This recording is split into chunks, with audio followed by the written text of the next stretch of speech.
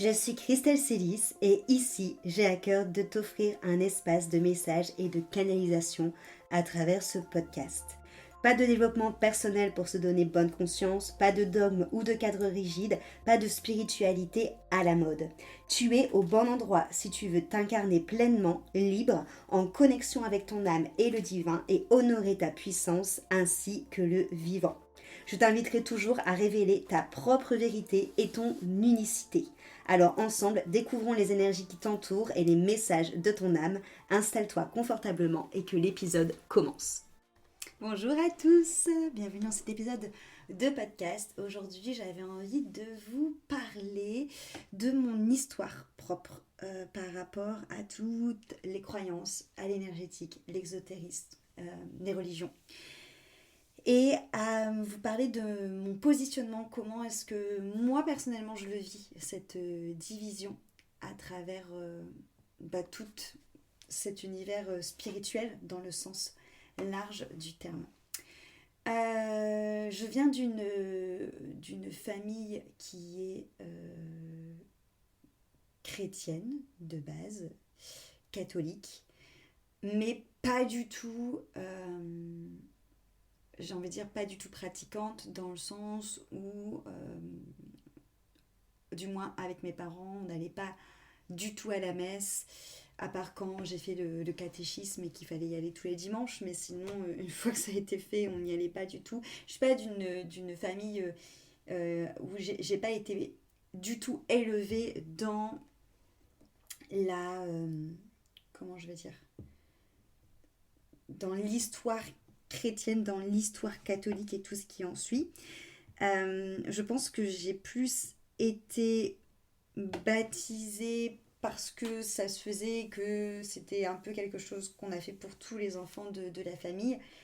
Mais il n'y avait pas une profonde envie de rentrer dans une communauté.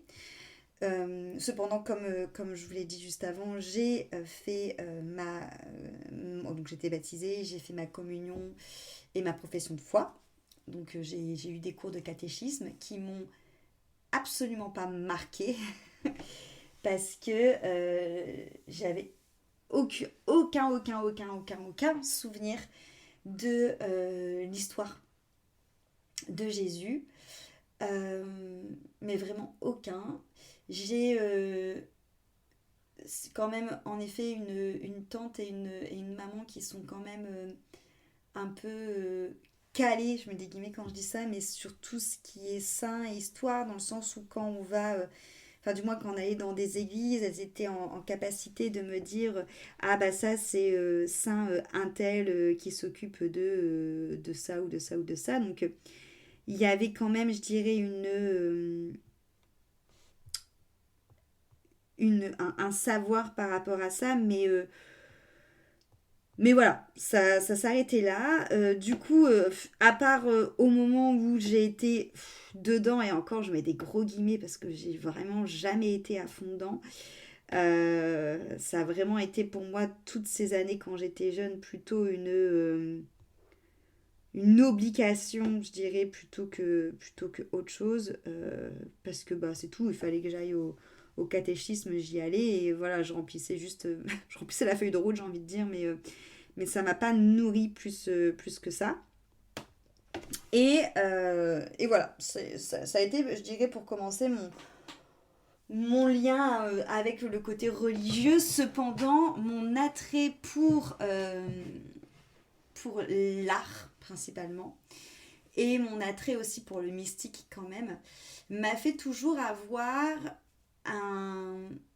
je sais pas si on peut parler de passion, mais en tout cas un élan pour rentrer dans les églises. À chaque fois qu'il y a une église ouverte, j'ai toujours adoré rentrer dedans.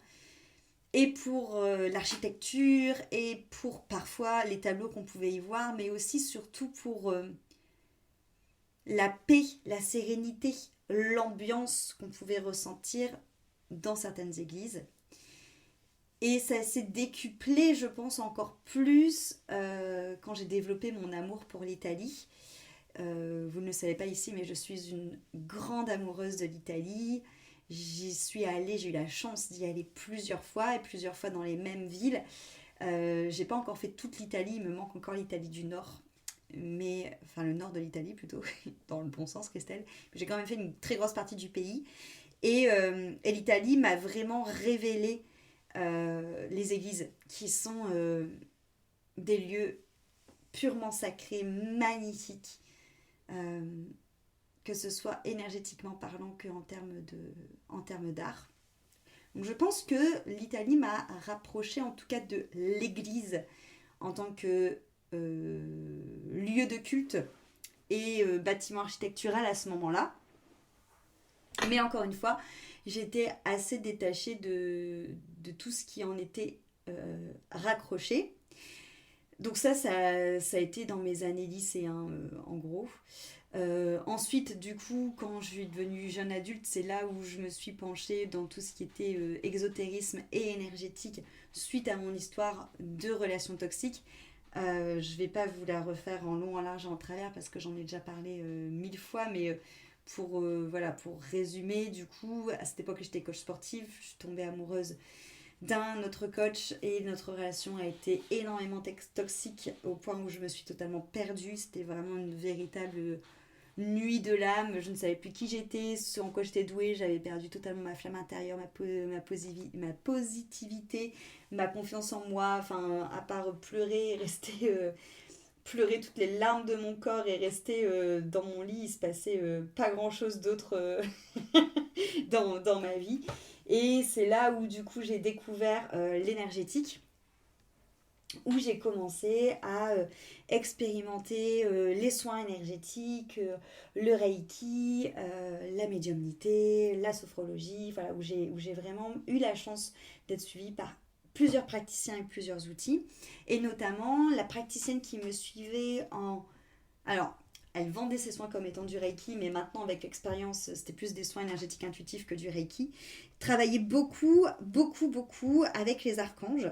Donc, j'ai commencé à m'intéresser aux archanges parce que c'était des figures qui apparaissaient énormément dans mes soins énergétiques et qui m'accompagnait beaucoup dans ma guérison, dans ma connaissance de moi, dans ma protection de moi-même aussi. Donc j'ai commencé à lire énormément de bouquins sur les... J'ai énormément de bouquins sur les anges et les archanges. La dernière fois, j'ai rangé ma bibliothèque, j'ai un nombre incalculable de bouquins sur les anges et les archanges. Mes deux premiers oracles, quand je les ai achetés, j'ai eu le message de la vie, qui est un oracle qui est totalement relié à Dieu, ça parle que de Dieu, du message de Dieu dedans. Et mon deuxième jeu a été un tarot, le tarot des anges, il s'appelle. Et après, j'en ai eu d'autres, mais c'était vraiment mes deux tout premiers jeux, avant même de me former tout ça, hein, c'était vraiment mes deux tout premiers jeux. Je me suis beaucoup rapprochée de tous les livres qu'on va retrouver en effet sur les anges et les archanges, que ce soit en termes de symbolique, en termes de prière. J'ai énormément de livres sur les prières des anges et des archanges pour pouvoir les prier. Je me souviens que je faisais beaucoup de recherches aussi sur les différentes familles des anges et des archanges, les sortes de hiérarchies entre guillemets qu'on va trouver, comment communiquer avec son ange gardien, tout, voilà, leur histoire, leur lumière, ce à quoi ils sont associés. Enfin bref, je pense que je suis bien pas toutes les années où j'ai été suivie, où je me suis pas formée, ça a vraiment été les figures avec lesquelles je travaille le plus. Je les recevais chez moi. Pour la petite histoire, je me rappelle aussi très bien d'avoir vu l'archange Michael à ma maison, à mon appartement à l'époque, où j'étais en train de me balader dans le couloir et j'ai vu vraiment comme un faisceau lumineux qui était, d'après mes souvenirs, parce que ça remonte, hein, qui était violet bleu foncé, mais franchement le faisceau je le voyais comme je vois mon micro de podcast, hein, et je me souviens très bien être passée dans le couloir, avoir vu ce faisceau lumineux dans mon cellier, de m'être arrêtée, d'avoir fait marche arrière et d'avoir revu le faisceau. Et c'était une énergie que je connaissais, c'était l'archange Michael. Enfin, voilà, j'ai vraiment eu beaucoup, beaucoup, beaucoup d'expérience avec les archanges, ou pareil, où je les ai beaucoup sentis aussi me nettoyer, à l'époque justement où j'avais du mal à me défaire des griffes de cette relation toxique, où je travaillais beaucoup avec Métatron, pareil, et avec Michael. Bref, vous avez compris, grande histoire d'amour, les archanges au tout début de mon éveil spirituel. Et j'ai commencé du coup à me former. Donc je me suis d'abord formée en médiumnité, et ensuite, je me suis formée en Reiki, en Access Bar. Voilà, bon, ça, je passe très vite parce que ça a été très protocolaire pour moi, donc je suis très vite passée au-dessus. Et ensuite, je me suis formée en chamanisme tout de suite. Et donc là, j'ai commencé à me détourner des archanges et des anges parce que le chamanisme m'avait toujours attirée parce que c'était en lien avec les animaux. Donc j'ai commencé à me détourner de ces énergies-là pour plutôt travailler avec les énergies des esprits et avec les énergies des animaux et à vraiment embrasser le message qui se trouve derrière le chamanisme, donc le message de respecter la nature, de respecter tout le vivant, de respecter les êtres vivants et d'être gardienne de ce vivant. Et ensuite, j'ai entrepris une formation du coup de soins holistiques et intuitifs où on travaillait autour du féminin sacré, du masculin sacré, tout ça, tout ça. Et il s'est avéré qu'à ce moment-là, de mes soins, j'étais tout le temps accompagnée de Lady Nada, qui est reliée à Marie-Madeleine en termes d'énergie. Et je me souviens même qu'une fois, d'ailleurs, c'était pas Lady Nada qui était venue, mais c'était directement Marie-Madeleine et Jésus qui était venu m'aider pendant un soin. Donc ça, c'était vraiment au tout début de mon parcours que je vous parle de tout ça. Mais je me sentais éloignée d'eux. C'est comme si qu'ils étaient là, mais que je comprenais comment je ressentais leur énergie, je me sentais proche de leur énergie, je travaillais avec leur énergie, mais moi par rapport notamment à Jésus, c'était relié à ce que j'avais appris au catéchisme et ça me parlait pas en fait. Donc je me sentais loin d'eux dans ce sens-là, c'est que j'avais pas l'impression que là où le discours chamanique me touchait clairement par son rapport au vivant et son rapport à, à l'amour universel sur tout ce qui doit être en vie en fait. Pour moi, je me sentais pas touchée par le discours à cette époque de Jésus et le discours de Marie-Madeleine. Donc ils étaient là, c'était cool, mais autant je sentais que j'avais eu vraiment un véritable lien de communication, un véritable lien du cœur avec les archanges et les anges, autant là, ils étaient là, ils m'aidaient, c'était cool, mais je sentais que j'avais pas forcément d'affection, je mets des guillemets comme ça, entre guillemets, à cette époque-là pour eux. Et donc forcément, ce lien s'est un peu effiloché parce que déjà, j'en prenais pas soin particulièrement et je cherchais pas spécialement à continuer à travailler. Encore une fois, je les rejetais pas non plus, mais voilà, c'était pas forcément quelque chose que je cherchais. Après, à ce moment-là, mon travail avec les anges était encore fort présent parce que j'ai souvenir de continuer à prier les archanges, à tout con, mais à acheter plein de petites statuettes d'anges, des choses comme ça. Enfin, j'étais toujours assez proche des archanges.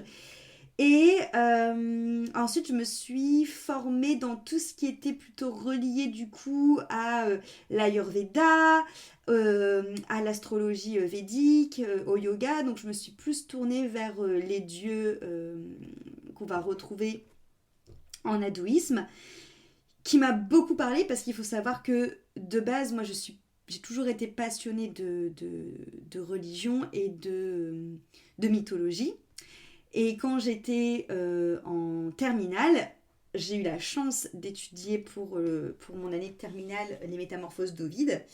Donc ça m'a permis de développer un savoir dans la mythologie gréco-romaine très poussé. Et j'étais incollable, je dis j'étais parce que j'ai entre deux mes neurones se sont un peu frités, donc je me souviens plus de tout, mais j'étais vraiment incollable. Et en fait, je me suis pris de passion aussi pour la mythologie indienne à cette époque-là, quand je me suis formée en yoga, parce que je retrouvais ce que j'avais aimé quand j'étais en terminale. Donc ça m'a un peu fait changer mon fusil d'épaule. D'ailleurs, à cette époque-là, je travaillais énormément avec Kali dans mes soins, qui était très présente. Une fois que j'ai eu épluché la mythologie indienne, je me suis intéressée à la mythologie égyptienne. Parce que je me suis dit, meuf, t'aimes bien la mythologie gréco-romaine, t'as adoré la mythologie indienne aussi, bah vas-y, celle que tu connais pas, c'est l'égyptienne, feu patate. Donc, je me suis mise à éplucher la mythologie égyptienne. En plus, à cette époque-là, j'avais une formatrice qui était elle aussi à fond dans la mythologie égyptienne et qui du coup nous parlait beaucoup de Isis. Je me souviens d'ailleurs une fois que j'avais fait un soin et que c'était l'énergie de Anubis qui était venue pour m'aider pendant ce soin. Voilà, j'ai étudié le livre des morts des anciens égyptiens. Voilà, donc voilà, là je suis passée sur tout ce qui était du coup Égypte. Et petit à petit, par rapport justement à tout ce que je connaissais avec les dieux et les déesses, plus tout ce que j'avais appris en astrologie, plus tout ce que j'avais appris en lithothérapie, bref, vous avez compris, ça m'a amené du coup à me rendre compte que ce que je pratiquais, c'était finalement un pan de la sorcellerie, parce que je travaillais aussi bien avec les éléments de la nature, avec les plantes. J'ai toujours été sensible au cycle, en règle générale, de la nature, aux saisons, donc je travaillais beaucoup avec ça. Je travaillais beaucoup avec la mythologie gréco-romaine que je connaissais très bien. Je travaillais beaucoup aussi avec la mythologie égyptienne que je découvrais, la mythologie indienne que je connaissais très bien. J'ai associé les chakras parce qu'entre deux, j'ai continué à me former en énergétique. Donc j'associais les chakras à tout ça. J'associais les blessures de la psyché. Enfin bon, bref. Ça a créé ce que moi j'ai appelé la sorcellerie, et ça m'a permis de pouvoir piocher entre tout ça, entre toutes mes connaissances que j'avais autour de la mythologie dans le sens large du terme.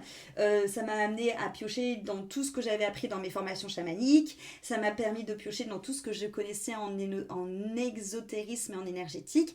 Et mes lectures que j'avais à cette époque-là, qui étaient des lectures autour justement de la sorcellerie, parce que quand je me suis rendu compte que ce que je faisais c'était la sorcellerie, j'ai lu énormément de bouquins sur la sorcellerie, sur l'histoire de la sorcellerie, sur qu'est-ce que c'était de base une sorcière, où est-ce qu'on en est venu à la chasse aux sorcières. Je me suis énormément documentée sur la chasse aux sorcières, et ça a créé à ce moment-là une césure entre moi pour le coup et l'église, et je dirais même pas Dieu, parce que finalement Dieu, j'ai toujours été connectée à Dieu, c'est juste que je l'ai appelé de différentes formes. Ça a été quand j'étais au tout début, que j'allais au catéchisme, ça a été Dieu. Quand j'ai commencé à étudier la mythologie gréco-romaine, ça a été Dieu, mais dans le sens large du terme. Quand j'ai commencé ensuite à étudier toute la mythologie indienne, ça a été Brahma. Quand ensuite j'ai étudié la mythologie égyptienne, ça a été la Mahat. Quand ensuite je suis passée dans tout ce qui était énergétique, exotérique, ça a été l'univers, le grand tout. Bref, j'ai toujours cru à quelque chose de supérieur. Une force supérieure inexpliquée qui nous enveloppait, qui nous accompagnait. Mais au moment du coup j'ai étudié l'Inquisition et l'histoire des sorcières, ça a vraiment créé une césure entre moi, l'Église et Jésus. Même si lui, le pauvre, il y était pour rien.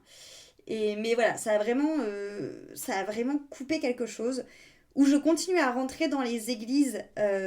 Toujours pareil, parce que fascinée par la beauté du lieu, l'énergie, surtout que j'étais de plus en plus réceptif aux énergies. Hein. Donc du coup, je ressentais très bien que c'était des énergies fous, qu'ils étaient ouf. Mais avec un fond de colère sur ce qui était arrivé aux sorcières suite à l'Inquisition. Je pense que la première fois que j'ai commencé à renouer un peu avec ces énergies-là, c'est à Lille. Alors là, je parle aux Lillois ou ceux qui habitent autour de Lille qui m'écoutent. À Lille, j'allais me ressourcer à l'église de Sainte-Rita, à l'Équin, à Vandeville plus précisément. Cette église a une énergie mais tellement vibrante et tellement magnifique. Ça a vraiment été mon lieu ressource pendant toutes les années où je suis restée là-bas. Et ouais, ça a été magnifique. Cette église est magnifique. Et cette église m'a un peu déjà réconciliée, parce que je me rendais bien compte que quand j'entrais dans cette église, c'était profondément une énergie d'amour que je ressentais.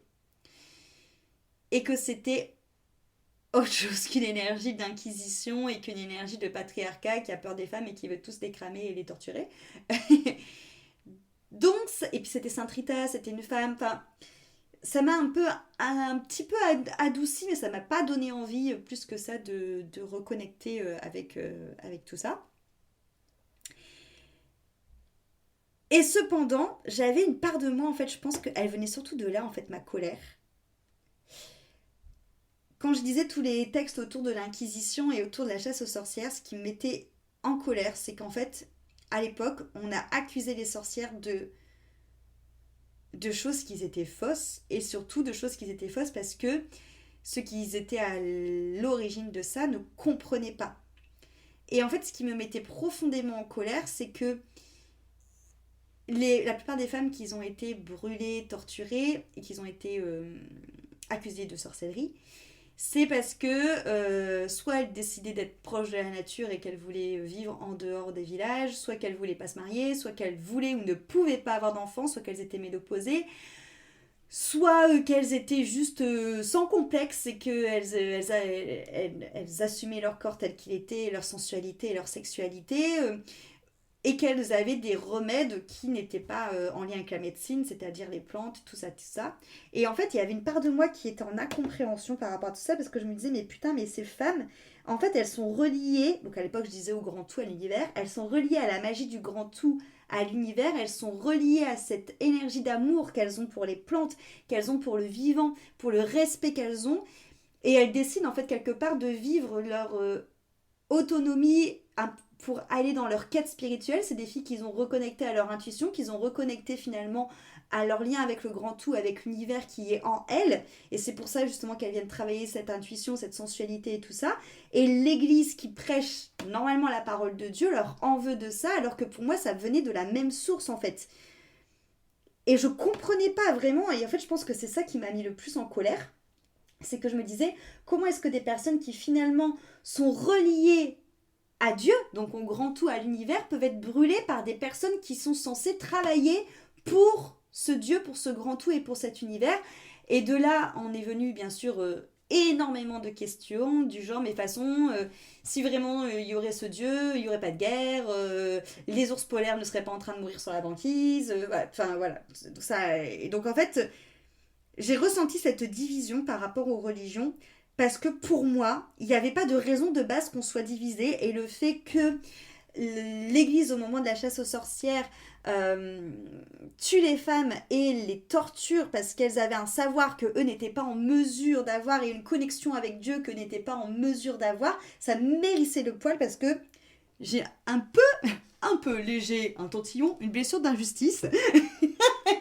Et du coup, ça me... Ah voilà, ça, hein, voilà, vous avez compris l'idée. Donc, ça a créé une fracture. Du moins avec l'église. Et donc, j'ai continué à faire ma petite vie. Mais c'est là où du coup, le chamanisme m'a beaucoup, beaucoup, beaucoup aidé à reconnecter avec cette foi et avec cet amour pour Dieu, mais un Dieu totalement déconnecté de l'Église. Un Dieu qui est bon et qui est présent pour toutes ses créatures. Et un Dieu qui nous rappelle qu'il faut être bon et présent pour soi et pour toutes les créatures. Un Dieu qui nous enseigne l'enseignement de l'amour et du respect pour tout le vivant. Et je me suis profondément reconnectée à cette énergie chamane qui prend soin de la terre parce que pour le chamanisme, la terre est la création de Dieu. Respecter la terre, c'est honorer Dieu parce que c'est honorer sa création. Pour le chaman, prendre soin de tout le vivant sur terre, c'est honorer Dieu parce que c'est prendre soin de ses créatures. À chaque fois, ça me donne envie de pleurer quand je dis ça. Et du coup, le chamanisme m'a reconnecté en fait à Dieu, mais en passant par une autre voie. jusqu'à fin d'année de l'année dernière. Je pense que ça a commencé en vrai en septembre-octobre 2000, on est en quoi, en 2025 En 2024, du coup, donc un peu plus d'un an. Où j'ai commencé à re-être titillée par les grandes religions de notre civilisation, on va dire, hein. Enfin, j'entends là les trois les grandes religions connues principales. Je mets des pincettes quand je dis ça parce que dans le Coven Initiation, vu que je vais vous donner tout un pan sur la théologie, vous allez comprendre que ce n'est pas ce que l'on croit sur sur ces trois grandes religions-là. Mais en gros, j'ai commencé à être titillée par, en effet, le christianisme, l'islam, le judaïsme. Bref, ça a commencé à me retitiller, sachant que j'ai toujours eu énormément de curiosité par rapport à tout ça, parce que en parallèle de tout ça, j'ai une copine qui est musulmane et j'ai toujours adoré avoir de longues conversations avec elle autour des croyances plus exotériques, énergétiques, confrontées, je mets des gros guillemets quand je dis ça, mais aux croyances musulmanes et rapportées aussi aux croyances chrétiennes, catholiques. Voilà. J'ai toujours adoré faire ça, donc j'ai toujours quand même baigné dans une sorte de rejet, mais quand même de curiosité, tu vois.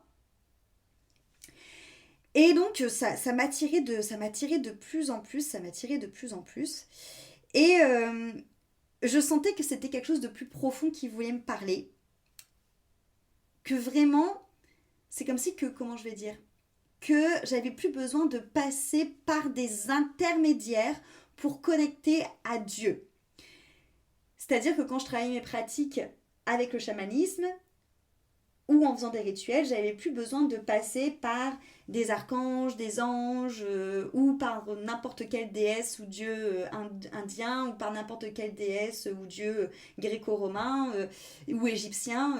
J'allais directement parler à la Mahat, j'allais directement parler à Dieu, au grand tout, à l'univers. Enfin, il y a une connexion beaucoup plus subtile qui s'est créée à ce moment-là entre lui et moi.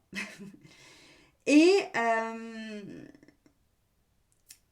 et je sais plus dans quel ordre ça s'est fait, mais je crois que ça s'est fait. Je crois que ça s'est d'abord fait la Turquie. Oui. Et on a été en Turquie. Et en Turquie, j'ai été profondément touchée par le discours musulman. On a fait énormément de mosquées. C'est ce que je dis toujours avec mon amoureux, parce que tous les deux, du coup, de base, je dis de base parce que finalement, je pense qu'on est, qu'on est très pratiquants finalement. Mais pour nous, on faisait pas partie, on va dire, d'un courant, j'ai envie de dire, religieux. Mais cependant, vous avez compris, en fait, à chaque fois qu'on fait une destination de vacances, on passe notre temps dans les lieux religieux. Encore une fois, en Italie, on se fait toutes les églises et j'ai envie de dire, on sait à quel point il y a des églises en Italie. Euh, on passe vraiment du temps à observer les tableaux, à observer la symbolique des tableaux. Alors ça, je dis merci justement à mes études d'art que j'ai fait parce que j'arrive, malgré que j'ai plus du tout de connaissances dans mon catéchisme, mes études d'histoire de l'art me permettent par les symboles de reconnaître en fait quel symbole veut dire quoi, quel symbole est associé à quel saint, quel symbole est associé à quel ange, et donc du coup de comprendre en regardant un tableau l'histoire qui est en train de se jouer et ce que c'est en train de nous raconter. Et donc du coup quand on est parti en Turquie, on s'est retrouvé à faire énormément de mosquées et à participer aussi à énormément de célébrations. On y était au moment du ramadan. Donc on a eu beaucoup on a beaucoup été là au moment où c'était les prières, au moment des cérémonies. On a partagé beaucoup de moments de recueillement, beaucoup de moments sacrés avec eux. On a eu la chance de participer aussi à une cérémonie de derviche tourneur qui est clairement une cérémonie sacrée de reliance de l'homme vers le divin. Et plusieurs fois j'ai été touchée mais par la grâce en fait, hein. Clairement en Turquie, mais rien que l'appel à la prière, ça me transperçait le cœur de beauté à chaque fois. C'était magnifique. Voilà, et je pense clairement que la Turquie m'a reconnectée avec cette partie que j'avais mis de côté qui était associé aux religions, parce que j'ai été un petit peu, comme je l'ai dit, braquée sur les religions, plus avec toutes les guerres de religion qu'on connaît dans le monde, hein, ça m'avait pas aidé à me débraquer si tu veux, parce que je me disais clairement, mais comment est-ce que des personnes qui se disent religieux et associées à Dieu peuvent se battre entre eux alors que le message de Dieu, c'est ça prône l'amour pour moi. Enfin, en fait, ce qui m'a à chaque fois m'a fait me déconnecter des religions en règle générale, c'est le manque de cohérence. Pour moi, il y a clairement, dans ce qu'on nous fait croire aujourd'hui, un manque de cohérence. Mais voilà, toujours est-il que la Turquie m'a reconnecté, m'a radouci avec cette notion de religion. Au point que quand on est rentré en France, je me suis procuré du coup plusieurs livres qui étudiaient les sourates, donc qui sont associés notamment au Coran, et j'ai commencé à étudier tout ça.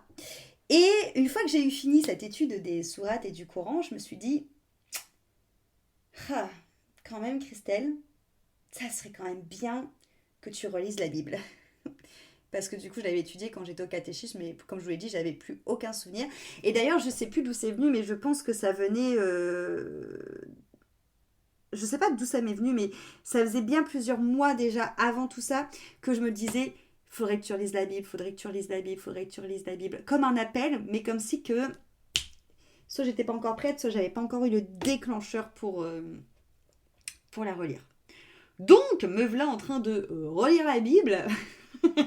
Donc oui, si, parce que je l'avais réouvert entre deux. Bon bref, j'avais commencé à la relire, j'avais arrêté, et là, me voilà replongée dans la Bible.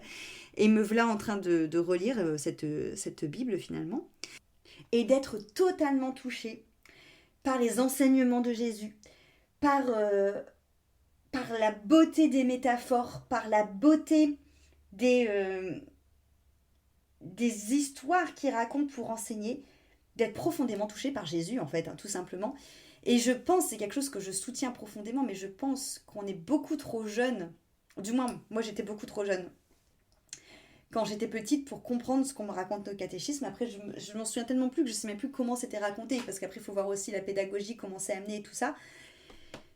Mais là, j'ai eu l'impression de redécouvrir totalement quelque chose. Tout comme je suis persuadée qu'on est aussi beaucoup trop jeune lorsqu'on fait de la philosophie et qu'on ne comprend pas toute la profondeur de ce qu'apporte la philosophie. Bon bref, c'est un débat ça, Christelle. Mais profondément touchée par la Bible, profondément touchée par Jésus. Et là, en vient ensuite ma formation hypnose. Bon, du coup, je pars dans cette hypnose et clairement, je me sens transpercée par le divin.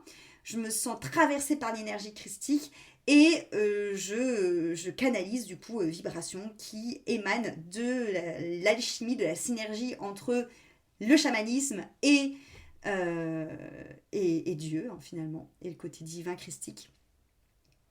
Et du coup, une fois que j'ai canalisé Vibration, il y a eu, comme vous le savez, un petit temps jusqu'à temps que Vibration se mette dans la matière et que concrètement je comprenne quels étaient les soins que j'allais devoir donner. Et à ce moment-là, il y a une sorte un peu de moment de flottement où j'en ai vraiment profité pour prendre soin de ma foi et pour totalement me dévouer à cette foi.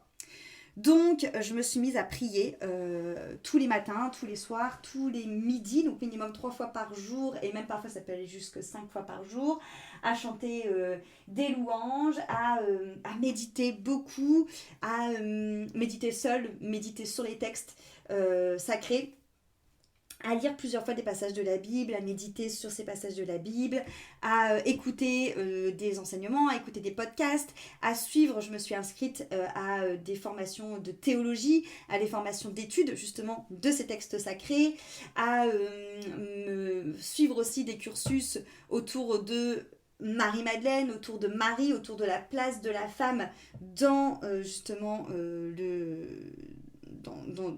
j'ai envie de dire dans toutes les religions finalement, mais autour de Jésus, mais on retrouvait cette place de la femme, que ce soit quand on regarde dans le Coran, dans la Torah ou dans la Bible, dans l'évangile, de m'inscrire aussi à des formations sur les onctions.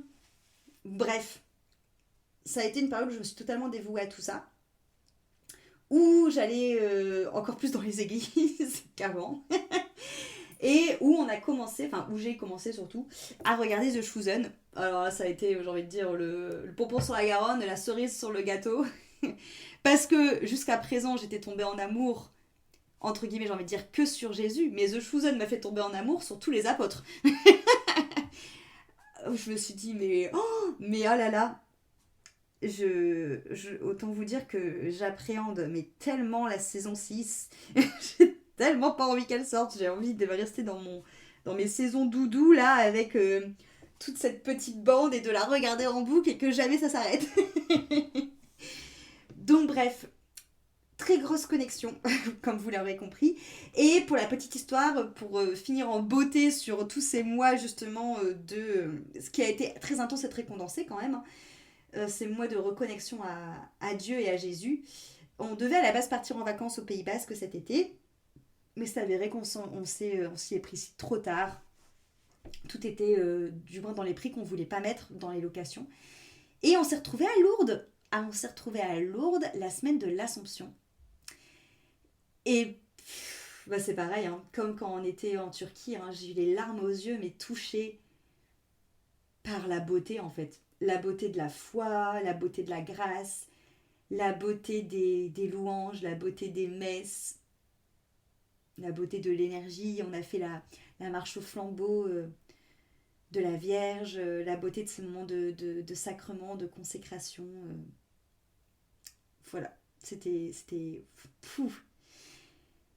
Tout ça pour en venir à quoi finalement après toute cette expérience et après tous ces chemins là que j'ai passés et qui sont loin d'être terminés parce que pour la petite histoire je continue du coup mes formations et j'ai pas l'intention de m'arrêter là parce que au-delà du fait que ça m'a, comme vous l'avez compris, toujours passionnée parce que bon de base je me suis prise de passion avec mes études du coup de terminale de lycée autour de la mythologie gréco-romaine et grâce à mon cursus d'histoire autour de tout ce qui était symbolique justement autour du christianisme et tout ça.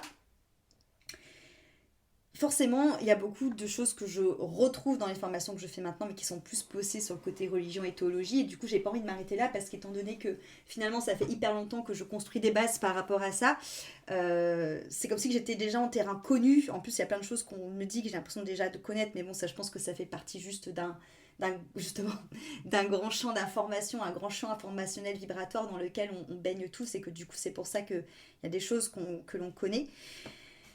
Donc du coup, je continue à me former. Vous imaginez pas le nombre de livres que j'ai dévorés là toute cette année autour justement de Jésus, de Marie-Madeleine, de l'histoire finalement. J'ai envie de dire même de l'histoire de l'arbre de Jésus, pas que de Jésus lui-même. J'ai lu toutes les évangiles apocryphes et toutes les évangiles canoniques. J'ai compris la différence entre les deux. Enfin bon, bref, j'ai pas envie de m'arrêter là, tout ça pour dire ça. Et qu'est-ce que ça m'a fait émerger en fait tout ça aujourd'hui? C'est que, encore une fois, comme j'ai pu vous le dire la semaine dernière dans les podcasts, ce que ça m'a fait émerger, c'est que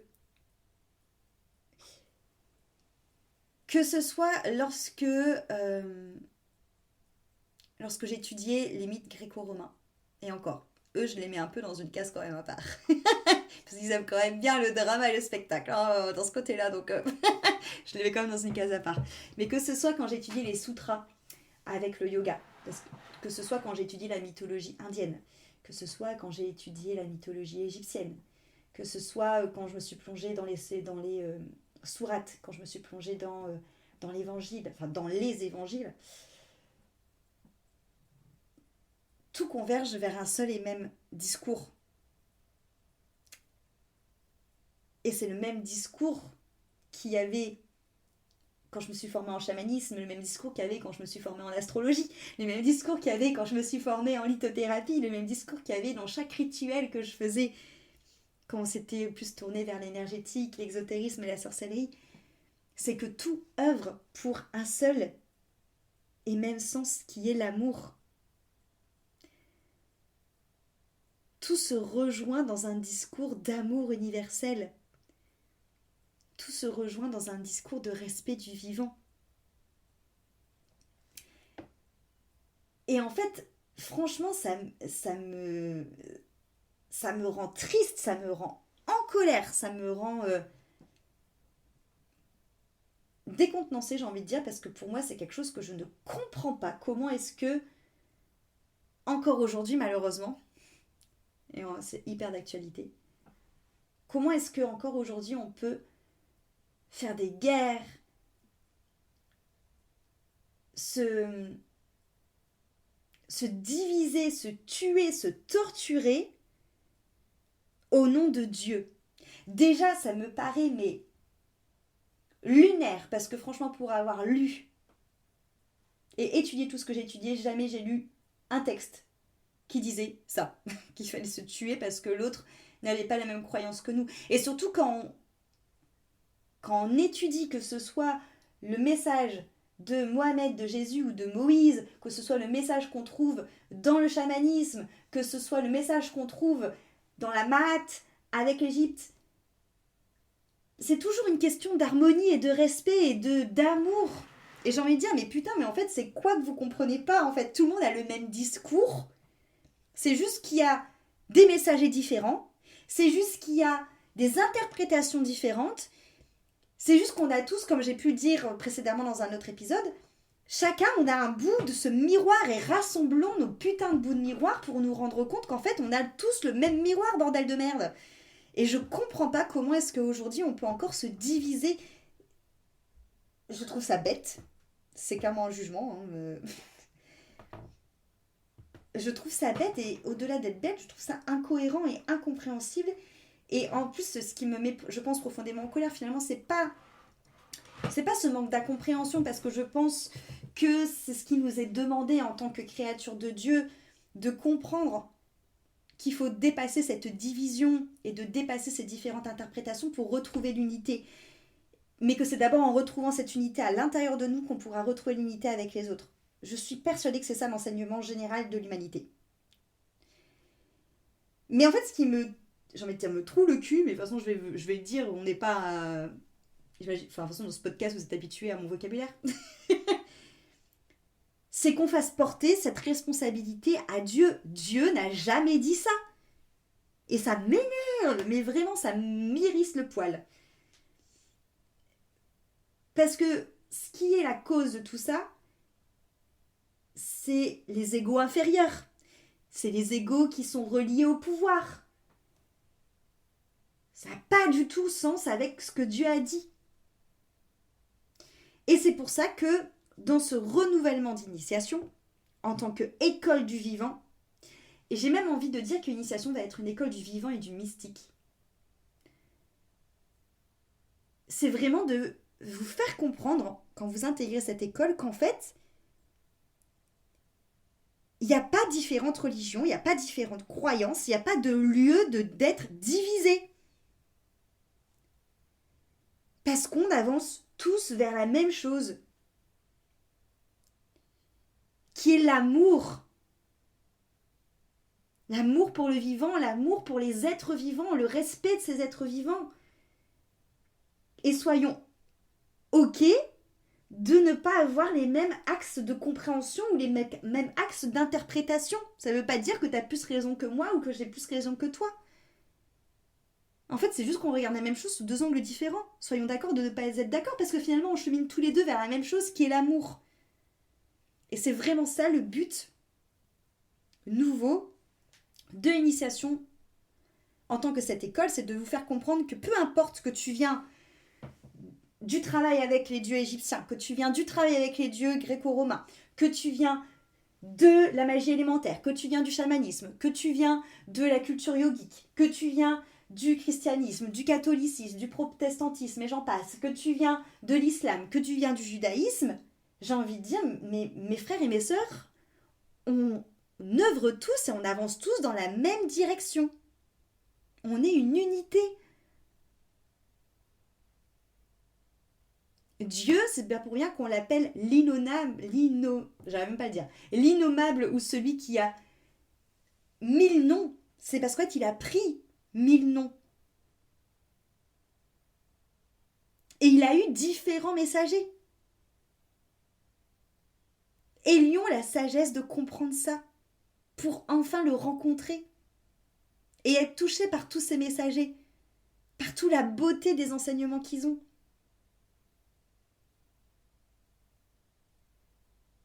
Donc c'est pour ça aussi que après tout ce cheminement que j'ai eu, initiation a carrément sa place de s'inscrire en tant que travail d'école collectif pour finalement nous réunifier. Voilà ce que j'avais envie de vous partager aujourd'hui.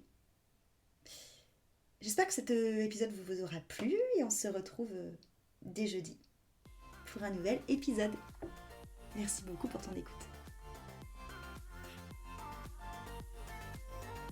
Cet épisode t'a plu, pense à lui laisser une jolie note sur ta plateforme d'écoute de ton choix et aussi de le partager aux personnes à qui il pourrait être utile.